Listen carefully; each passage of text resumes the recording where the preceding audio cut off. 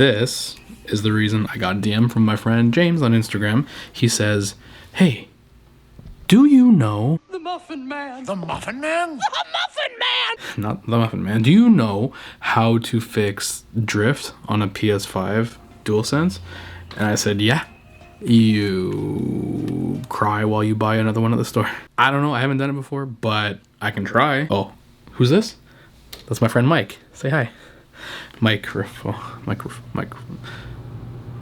So James was telling me about how he's getting drift in only some games, not every single game, and only on one of the sticks. I think it was the left stick.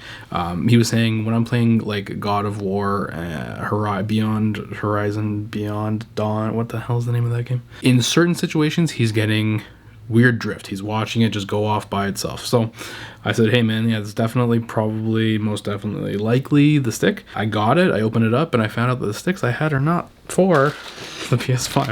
I had sticks actually for the PS4. I didn't realize they were different, but they are. They've actually advanced technology in 7 or 8 years of the PS4 generation. So I got the right sticks in a few days later, and then we began the process of tearing the DualSense apart, which you should watch me do right now. It's the left stick, and he's saying it's pulling to the left. So here we go. We're going to pull open the controller. We're going to rip off the R1 and then the L1 trigger buttons. You stick a pry tool in there and pull them right up. Then you take off the front black trim piece. You start from the bottom, rip it off there. Then you're going to see there's only a few screws. I think it's 4 or 5 screws. So right behind where the R1 and the L1 triggers were, there's one screw on each side there. Take those out. This is my fancy electric screwdriver. It's super cheap and I use it so often. It's so awesome. Then at the bottom, under the trim pieces on each side, there's one screw to remove. Then after these 4 screws are removed, I'm going to pry open the tabs that connect the back case of the DualSense to the front case of the DualSense, and then pry it apart here, and the back case will just come right off very easily. There it is. There's the battery. I'm going to pull out the battery, disconnect the connector. Be careful pulling on that thing. You don't want to break the wires. One more screw to take off the battery tray. Then you take off the little microphone ribbon cable at the bottom there. The battery tray's coming out now. I'm going to use some solder flux because I know I'm going to use flux to remove the solder off of all the soldered points that are holding in a few things. The analog sticks obviously, but also in this case what you're seeing is I'm desoldering the wires for the rumble motors or haptic motors or whatever they are in this case. Take those off first on the right side, now we're doing it to the left side, and away we go. I'm going to disconnect the ribbon cables for these motors, 1 and 2. Now I'm going to pull off the ribbon cable at the bottom. I think that's it. Yeah, you just you push the board through the front, and there we are. We got the caps for the actual sticks, and that's the sticks right there. Now I grabbed a little vise. It's like a circuit board holder. I'm putting on some Kapton tape. So this Kapton tape is good for blocking heat. It's thermally insulated because I know I'm going to be using a lot of heat to remove the solder from the analog sticks. So I'm putting it on the areas that I don't want the hot air in this case I don't want it'll melt plastic. Like it's serious. So these are the sticks here. I'm going to be changing both of them. So I'm showing that I'm going to be using a bunch of heat to remove a bunch of solder from a bunch of points. This tool that I'm using here is actually a solder sucker. It's like a vacuum, but the tip is actually a soldering iron. So it's a very hot tip. I'm putting it against the soldered points. Now I've sped this up, but then you see in my left hand, I'm holding a hot air gun. So just the soldering gun, just the soldering iron alone and the sucking was not enough to pull out all the old solder. And here I am now after using both of those tools, prying off the old stick. So now I'm going to clean up that old solder off of that point here. It's sped up here and on both sides because there's flux everywhere. And these are the new analog sticks that I had to order from Amazon, and here we go. Yeah, they look different. However, you can tell that they were certainly made to be replacements for the PS5 controller. And I'm pulling off the second analog stick here now. there we go. You don't want to pry too hard when you're pulling these things off, because you don't want to rip a trace off of the actual circuit board. That'd be a serious problem. That'd be a hard fix. Cleaning off more of the solder and the flux. Now I'm ripping off the tape because I know I'm not going to be using the hot air gun again.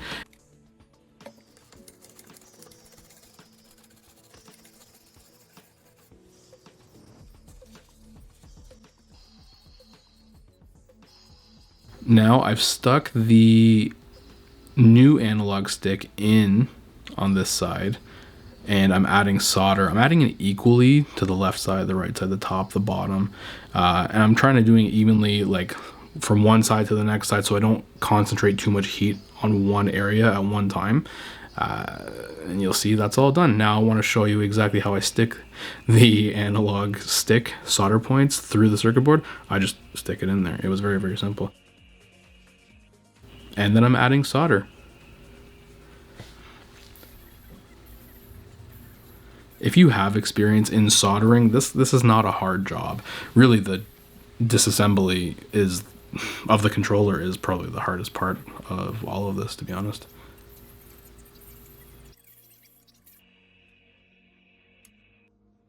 I do recommend, if you're going to do this, that you use a hot air rework station rather than relying on just a soldering iron alone. It's certainly faster. Here's the new sticks all done. We're going to throw the caps back on to each analog stick here.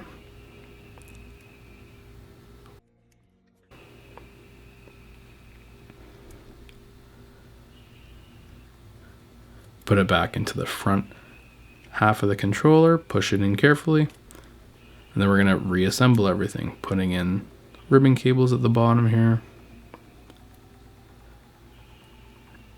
Going to resolder in the wires for the rumble motors or haptic motors or whatever motors these are.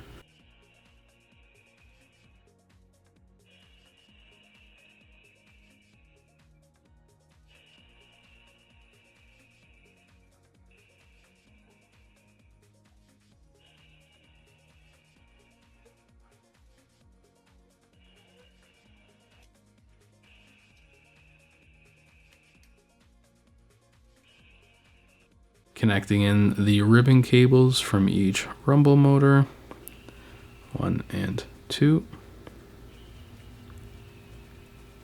Now I'm going to stick the battery tray right back on there, and it's going to be held on with one screw. Everything's so easy with this electric screwdriver. It's so fast. I use it for everything everything I can. This is the little ribbon cable and microphone connector at the bottom there. I find it so hard to use these little, to connect these little ribbon cables, so I'm trying to do it with tweezers here, and it's just not easy. I got big fat fingers. Here I am connecting the battery again, stuck it into the connector there, and I'm checking to make sure there is power, and yes there is. You see the blue lights there. Now the back case goes back on,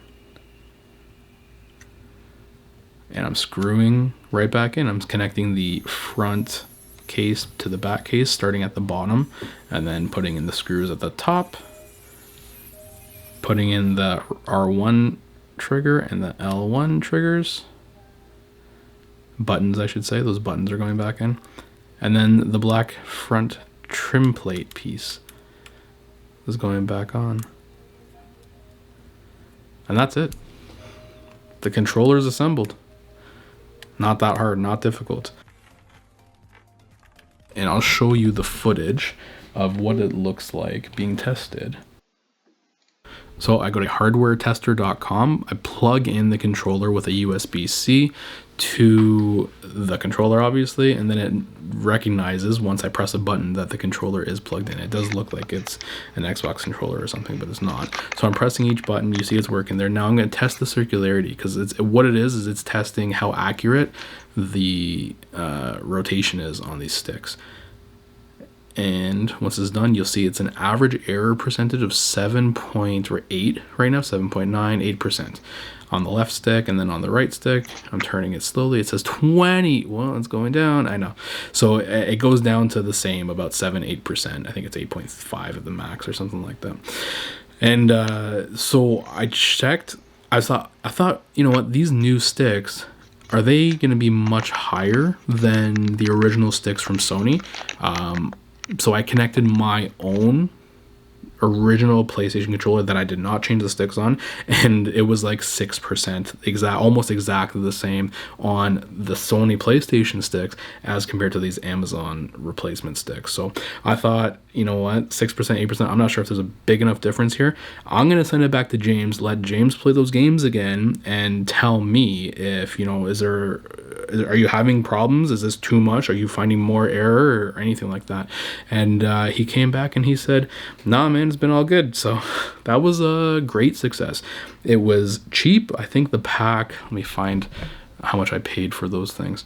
Yeah, the pack of new analog sticks, and it was a pack of 4 analog sticks, was $14 Canadian dollars. So that's probably like what, $1.50 American? You know, you're not going to go and buy all these tools that I have to do something like this, but the hot air rework station was like $50 on Amazon with a soldering iron. I got some flux, the flux may have been 10, 15 bucks, something like that. And the electric screwdriver was $20 or $30. So like all these tools, you can do all of this without all of these fancy tools. But essentially, I would say if you have a little bit of like interest in any kind of like modding your stuff or repairing your own stuff, rather than going out and buying another, what is it, $60, $90 controller from the store just because you're getting some drift, I would say it's worth you trying, even trying what James did. Now, James, he said, you know, I already tried the simple things like using compressed air to blow out dust from around the sticks and spraying in some electronic cleaner. You could even try that. I think that fixes maybe 30-40% of the cases, because sometimes there's just some dirt that's stuck or a hair that's stuck in between the contacts, and that's what's causing your problems. But if you want to go ahead and do what I did here, it's not difficult.